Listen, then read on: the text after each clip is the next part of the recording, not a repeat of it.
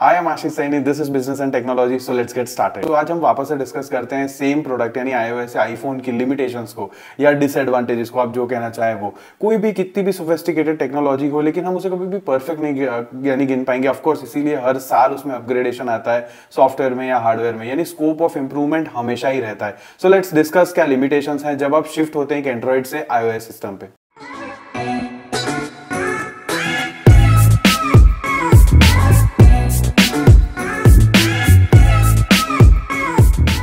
Point number 1, मैंने देखा है कि iOS में काफी सारे ऑप्शंस डीपली रूटेड हैं अननेसेसरीली। इनको आप बाहर कहीं भी दे सकते थे इजीली, जहां से एक यूजर एक्सेस कर पाए, पर वैसा नहीं किया गया है। जैसे कि लोकेशन, ऑफ कोर्स मैं मानता हूं कि एप्पल के काफी सारी चीजें, उसकी वॉच, फाइंड माय आईफोन जैसे फीचर्स लोकेशन पर डिपेंड करते हैं, लेकिन अननेसेसरी सेटिंग्स में जाके, लोकेशन में जाके, उसमें भी हर ऐप का लोकेशन इंडिविजुअली ऑन ऑफ करना, ये काफी हेक्टिक चीज है और मुश्किल चीज है। और लोग लोकेशन ऑन ऑफ करते रहते हैं क्योंकि लोकेशन एक बड़ा रीजन होता है। काफी सारे टाइम प्राइवेसी का कंसर्न होता है या फिर बैटरी इश्यूज हो जाते हैं क्योंकि ज्यादा लोकेशन डेटा कंज्यूम करती है। वैसे ही दूसरी चीज है ऑडियो रूटिंग, यानी आप जब एक ब्लूटूथ डिवाइस कनेक्ट करते हैं तो काफी बार आईफोन में ये प्रॉब्लम होती है कि अगर आप एयरपॉड्स के अलावा कोई चीज कनेक्ट करते हैं तो आप फोन उठाते हैं तो वो स्पीकर में से या फिर फोन में से आवाज देने लगता है। तो इसके लिए आपको डीप वापस से सेटिंग्स में जाके ऑडियो रूटिंग में जाके ये सेट करना होगा कि जब भी ब्लूटूथ कनेक्ट होगा तो कंपलसरीली ऑडियो उस ब्लूटूथ डिवाइस से ही आएगा। तो मुझे इन शॉर्ट लगता है कि काफी सारी चीजें बाहर रखनी चाहिए थी, इजीली एक्सेसिबल, क्योंकि हर वक्त जरूरत पड़ती है, लेकिन उसको इंटेंशनली अंदर सेटिंग्स में रखा हुआ। Point number 2, charging speed. So मैं OnePlus 7 Pro से आ रहा हूँ जहाँ पे ऑलमोस्ट 60-65 वॉट का वॉप चार्ज था। मैं मानता हूँ कि यहाँ पे बैटरी लाइफ काफ़ी अच्छी है, 1-1.5 दिन तक खींच लेती है बैटरी आराम से। लेकिन सबसे बड़ी चीज़ है कि यानी you go for something very short time, कहीं आप घूमने चले गए, नीचे जाके आ गए, और वो 10 मिनट में 30-40% चार्ज हो जाना, वो मुझे काफ़ी मिसिंग लगता है इसमें। ऑफकोर्स इसकी भी चार्जिंग स्पीड डिसेंट इनफ है, मैं ऐसा नहीं कह रहा हूँ स्लो है, लेकिन वहां से यहाँ पे आना is a downgrade. I hope iPhone 14 या प्रोबेबली 15 में ये लोग चार्जिंग स्पीड्स इंप्रूव करें। Third point, under utilization of space. मुझे आईफोन में ये बहुत लगा, मैंने लास्ट टाइम कहा था यूजर इंटरफेस काफी अच्छा है, मैं उस पर अभी भी अग्री करता हूँ, लेकिन काफी जगह पे मुझे लगा कि स्पेस जो है बच रही है यूजर इंटरफेस में, स्क्रीन में, उसको अंडर यूटिलाइज किया गया है। फॉर एग्जाम्पल सेम नोटिफिकेशन बार की बात करूं, नोटिफिकेशन बार में सिर्फ 3 चीज दिखाते हैं ये लोग, वाईफाई का नेटवर्क, टाइम और ज्यादा से ज्यादा नेटवर्क। अभी काफी सारे ये आइकन्स बड़े हैं अननेसेसरीली, स्पेस एक्स्ट्रा दिख रही है लेकिन उसमें बैटरी परसेंटेज नहीं है, लोकेशन ऑन है ऑफ है वो हर वक्त नहीं बताता रहता, कभी कभी आता है जब लोकेशन एक्सेस होती है। सो मुझे लगता है वो स्पेस अच्छे से ऑप्टिमाइज हो सकती है, यूज हो सकती है ज्यादा चीजों की मदद लेके। सेकंड थिंग इज साइड में बार्स काफी बड़े बड़े दिखते हैं जब आप एप्स को यूज करते हैं, खास करके प्रो मैक्स वाले मॉडल्स में, प्रो में नहीं जो छोटी साइज में होते हैं। तो उन बार्स को भी किसी तरह अगर यूज कर पाए तो सो आई थिंक अंडर यूटिलाइजेशन हो रहा है चीजों का, so that can be improved. और यही चीज आपने काफी अच्छी देखी होगी सैमसंग फोन्स में, सैमसंग एज में आपने देखा होगा कि एज से उनका एक एज बार निकलता था। सो दिस इज नथिंग, ये यही चीज है कि यूजर इंटरफेस बड़ा दिख रहा है, एक्स्ट्रा स्पेस दिख रही है, तो उसमें कैसे हम चीजों को ऐड कर पाए जो एक्चुअली यूटिलिटी वाली हो। मैं जबरदस्ती करने को नहीं कह रहा। So next is unlocking methods.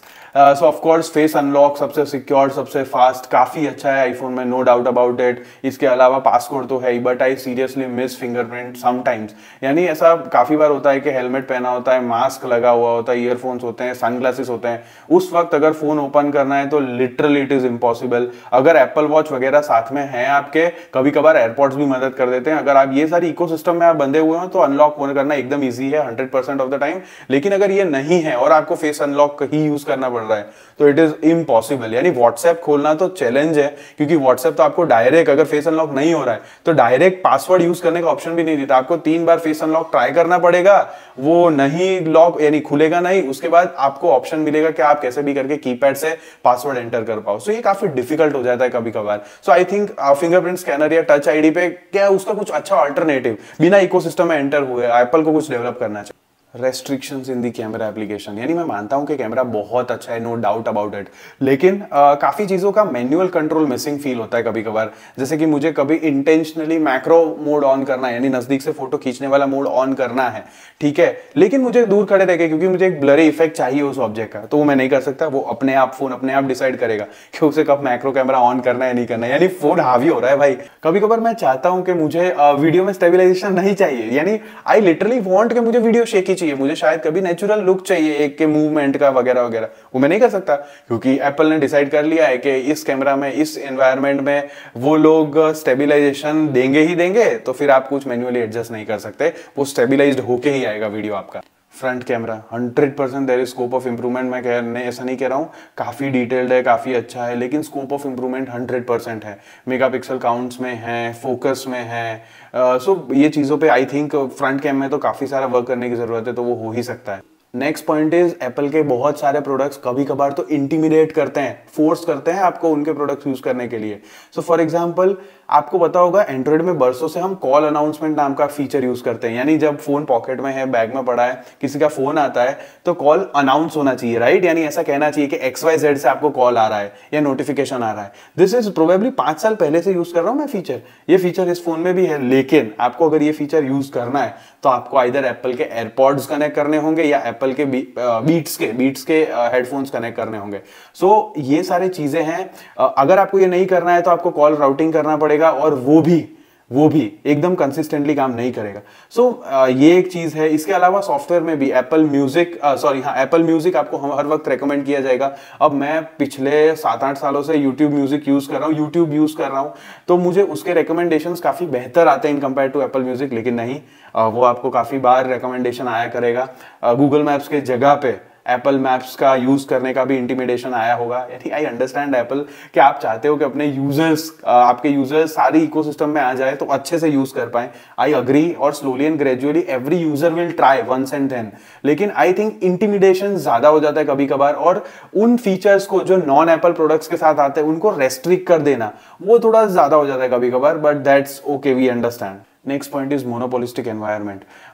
ये काफी अच्छी चीज है, एज आई से कि एक ही ब्रांड से सारे प्रोडक्ट्स आ रहे हैं तो इसके काफी फायदे हैं, सीमलेस होता है सारी चीजें, लेकिन मोनोपोलिस्टिक एनवायरनमेंट हो जाता है। यानी एज अ क्रिएटर मैं बहुत सारी एप्स यूज करता हूँ, वीडियो एडिटिंग के लिए, फोटो एडिटिंग के लिए, कोड क्रिएट करने के लिए, एटसेट्रा एटसेट्रा। तो मैंने सेम एप्स जो एंड्रॉइड में लिटरली फ्री में यूज की है, कभी सोचा तक नहीं था कि इसका इतना चार्ज हो सकता है। अब एप्पल में most of them are paid.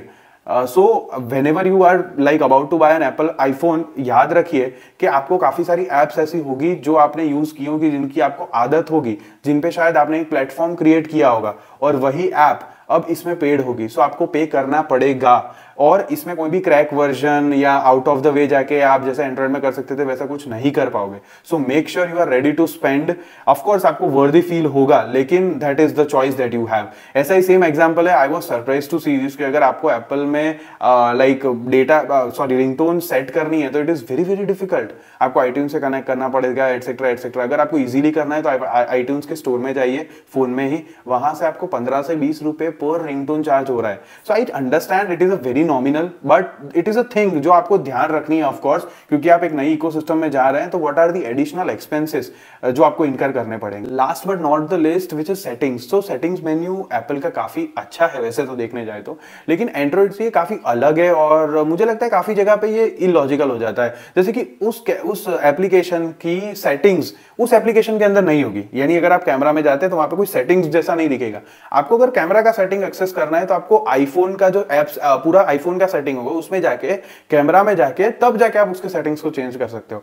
सो ये मुझे थोड़ा अजीब लगा। शायद इनका लॉजिक ऐसा होगा कि आप जो मेजर सेटिंग्स हैं वो रोज चेंज ना कर दे, गलती से चेंज ना कर दे, तो उन्होंने डीप रूटेड रखा होगा। आई डोंट नो लॉजिक क्या है इस बात का, लेकिन उस एप्लीकेशन का सेटिंग्स अगर उसी एप्लीकेशन के अंदर हो तो वो बेहतर है मेरे ख्याल से। आप इमीडिएटली चेक कर सकते हैं, वहीं से आप कुछ करना चाहे तो कर सकते हैं। तो ये थोड़ा कॉम्प्लिकेटेड लगा मुझे। सो आज के लिए बस इतना ही। अभी तक तो 2 से ढाई महीने मुझे हुए हैं यूज करते करते, और अभी तक मेजर चीजें जो मुझे लगा कि आपको ध्यान रखनी चाहिए जब आप एंड्रॉइड से iOS में शिफ्ट हो रहे हैं, वो इतनी ही थी। सो अगर आपको वीडियो अच्छा लगा होगा तो सब्सक्राइब कर देना, और अगर नहीं अच्छा लगा होगा तो आई विल मेक श्योर कि नेक्स्ट वीडियो पसंद आए। अगर ये अच्छा लगा है तो लाइक भी कर दीजिएगा, शेयर भी कर दीजिएगा।